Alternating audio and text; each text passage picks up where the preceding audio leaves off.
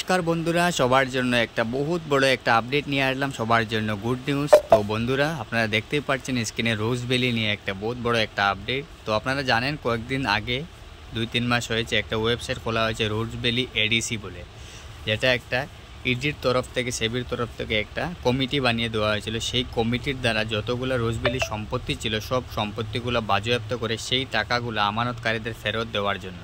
তো চলুন তোমাদেরকে এই নিউজ আপডেটটা দেখাচ্ছি কবে থেকে টাকা পাবেন। তো দেখেন ভিউয়ার্স, এখানে গত 24শে জুলাই আদালত নির্দেশ দিয়ে ইডির সিজ করা রোজভ্যালির 24টি ফিক্সড ডিপোজিট বাবদ 12 কোটি টাকা রোজভ্যালি কমিটি স্থানান্তর এডিসি করতে হবে।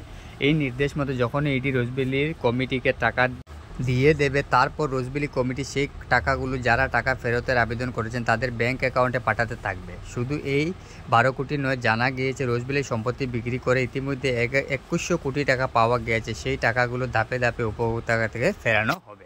এটাই হলো সবচেয়ে বড় লেটেস্ট নিউজ। তারপরের নিউজটা দেখেন। রোজভ্যালি কমিটির একজন সদস্য তথা আইনজীবী শুভ্রা চক্রবর্তী বলেন, এডিসির অ্যাকাউন্টে ইতিমধ্যে তৈরি হয়ে গিয়েছে। ইডিউ টাকা অ্যাকাউন্টে জমা করলে আমরা টাকা ফেরত একটি স্কিম তৈরি করব।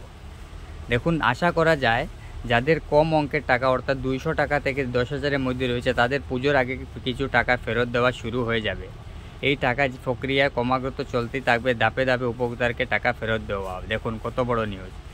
মূলত আমানতকারী আসল যে টাকা রোজভ্যালি কোম্পানিতে রেখেছে সেই আসল টাকাটুকুই ফেরত দেওয়া হবে। সুদ সমেত যে টাকা ফেরতের পাওয়ার প্রতিশ্রুতি দিচ্ছেন রোজভ্যালি কোম্পানি, সেই টাকা ফেরত দেওয়ার সম্ভাবনা নাই।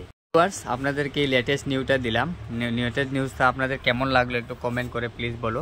আর লেটেস্ট আপডেট আসলেই আমি প্রথমত আপলোড দিব। তো আমার চ্যানেলটাকে সাবস্ক্রাইব করে আমার পাশে থাকো, তাহলে এরকম লেটেস্ট নিউজ পাবে। আর আশা করি দুর্গাপূজার আগে যে যতগুলো টাকা হোক, যতটুকু অ্যামাউন্ট হোক, ছোটো বেশি কম বেশি আমানতকারীদের টাকা করে ফেরত পাওয়ার আশা করি। তাহলে আজকের মতো এতটুকু, টাটা বাবাই, ভালো থেকো, সুস্থ থেকো।